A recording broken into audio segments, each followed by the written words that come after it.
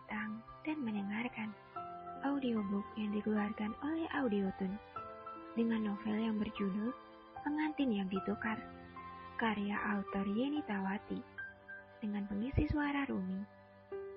Hidup baru. Selamat mendengarkan. Aku juga tidak tahu, karena beliau selalu memakai kacamata dan masker mulut saat keluar masuk kantor. Terlebih lagi, beliau hanya mengirim wakilnya saat ada meeting dengan semua kliennya. Bisa dikatakan semua orang sangat penasaran dengan wajahnya. Kenapa? Apa kau tertarik pada pewaris tunggal yang kaya itu? Tanya Aiden. Tidak kok, Haira sedikit cengengesan. Bahkan wajahmu masih sembab, dan kau malah tersenyum seperti tidak punya masalah, ucap Aiden. Haira hanya diam dan tidak menjawab. Mereka sudah sampai di rumah Aiden. Begitu turun, Haira tampak sedikit kagum dengan pengaturan halaman depan rumah itu. Sangat asri dengan banyak pepohonan dan bunga di sekitar rumah itu. Rumahmu bagus, puji Haira. Ini bukan rumahku, ini adalah rumah sewa, sahut Aiden. Iya, maksudku rumah sewamu bagus. Ayo masuk, ajak Aiden. Haira hendak mengikuti langkah Aiden. Sebelum itu dia mengambil koper di bagasi, namun seseorang langsung menarik kopernya. Biar aku aja yang membawanya, ucap Haira berusaha mempertahankan koper besarnya dari pria itu.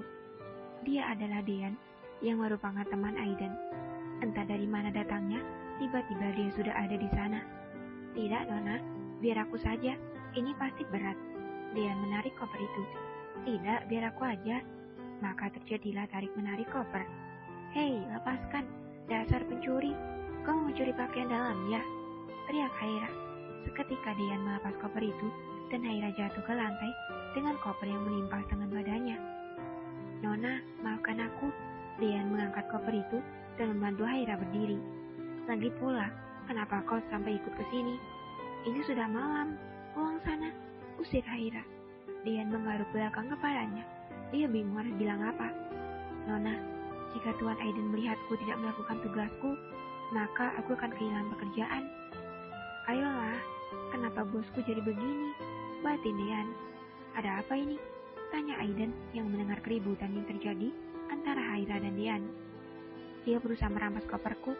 Haira meniup Dean. Aku berusaha membantunya, Aiden, ucapnya dengan gugup. Ya sudah Dean, biar aku saja. Sekarang kau pulanglah. Besok aku akan memberi utangan padamu. Aku janji, ucap Aiden. Terima kasih, Aiden. Lidah Dean terasa keluh saat memanggil bos agungnya dengan sebutan nama saja. Oh, jadi mau pinjam uang? Makanya baik-baik, sindir Haira. Dean hanya bisa menahan kesalnya dan tersenyum lalu mengangguk. Tampangnya bule. Kok tukang ngutang sih?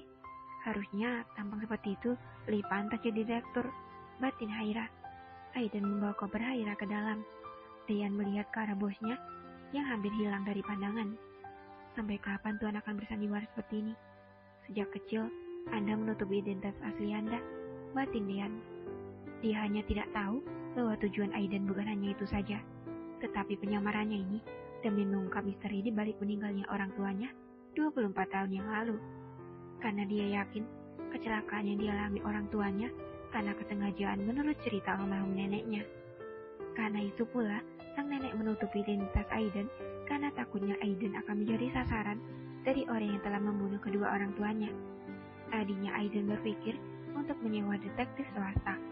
Namun, karena minimnya kepercayaannya pada semua orang, termasuk para bawahannya, membuatnya ingin mengungkap siapa pelakunya seorang diri. Di dalam rumah Aiden, Haira melihat semua parabot sederhana, tapi indah dan kreatif. Mulai hari ini, kau akan tinggal di sini. Maaf, tapi kau harus terbiasa dengan keadaan rumah ini, ucap Aiden. Soal kamar, bolehkah kita pisah ruangan? Tanya Haira dengan gugup. Tidak, kita akan tetap sekamar. Kau istriku, maka harus melakukan kewajibanmu sebagai istri. Aku tidak mengizinkan perceraian dalam hubungan ini, karena ini wasiat dari almarhum ayahku. Tapi jika kau belum siap, aku akan bersabar, ucap Aiden. Dia lebih miskin dariku, tapi mengapa saat dia bicara, aku tidak bisa membantahnya? Dan kenapa dia bisa terlihat berwibawa begini? Dia hanya karyawan biasa loh, mobil saja tidak punya, hanya putar motor metik dan motor besar. batin Haira. Baik, tapi berjanjilah untuk tidak menyentuhku sebelum aku mengizinkannya. Bukannya kalimatku tadi memperjelas perintahmu. Siapa yang memasak? Tanya Haira mencoba mengalihkan pembicaraan. Angin yang bertiup atau rumput yang bergoyang. Hahaha, kau lucu sekali. Haira tergelak. Aiden menatapnya dengan datar dan Haira berhenti tertawa. Aku tidak pandai memasak, ucapnya dengan malu. Aiden menghela napas panjang. Wanita zaman sekarang jarang sekali ada yang bisa memasak. Berutuh Aiden. Haira hanya cengengesan. Mulai besok, aku akan mengajarimu cara memasak, ucap Aiden dengan tatapan serius. Oh, oke. Lalu, bagaimana dengan pekerjaanku? Tanya Haira. Kau boleh bekerja, asal tidak melupakan kodratmu sebagai istri. Kau tidak boleh melupakan tentang bagaimana melayani suamimu. Maaf, aku bukan mau mengaturmu, tapi aku hanya tidak mau kau melupakan kewajibanmu. Kau tahu kan, wanita zaman sekarang, karena bisa menghasilkan uang sendiri, mereka jadi lebih berani dan melupakan kodratnya sebagai istri. Maksudku, tidak mau mendengar nasihat suami, tutur Aiden. Aku tahu, jadi di mana lemariku? Tanya Haira. Itu, Aiden menunjuk sebuah lemari kayu dengan 3 pintu kecil dan cermin di tengahnya. Haira berjalan mendekati lemari itu dan membukanya. Tampak separuh dari isi lemari itu berisi pakaian kerja dan rumahan Aiden. Tapi ini tak cukup untukku. Bagaimana kalau beli yang baru? Jadi kita bisa punya lemari sendiri, usul Haira. Lupakanlah, aku kira kau mengerti tentang istri yang mendengar nasihat suami. Setidaknya, hargai apa yang sudah ada. Kau pasti bisa memasukkan semua bajumu ke sana. Berjuanglah. Haira menghela nafas pelan. Apakah aku anak yang penurut? Sehingga padanya pun, aku juga penurut, batinnya. Setelah selesai memindahkan semua pakaiannya, Haira terpaksa meletakkan sisa pakaiannya di dalam koper, karena tidak cukup. Baru kali ini aku kehabisan tempat untuk semua pakaianku. Apa begini rasanya hidup dalam kesederhanaan? Semua harus serba dicukupi, meski pada kenyataannya kurang. Aku tidak boleh mengeluh. Bagaimanapun, aku tidak akan mengecewakan ayah dan ibu. Haira bertekad dalam hati. Malam pun tiba.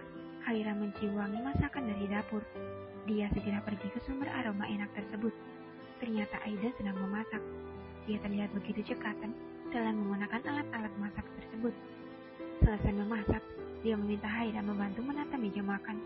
Lalu mereka makan malam bersama. Menu yang tersaji sangatlah sederhana. Tapi karena rasa yang enak, Haira pun makan dengan lahap. Hingga saat dia sudah selesai makan, Aiden mengatakan kalimat yang mengganggu Haira. Aku sudah menulis semua resep di buku masakan. Mulai besok, belajarlah memasak ya, ucap Aiden sambil tersenyum. Kalau kamu mau dengar audiobook lebih banyak dan gratis, segera download AudioTune.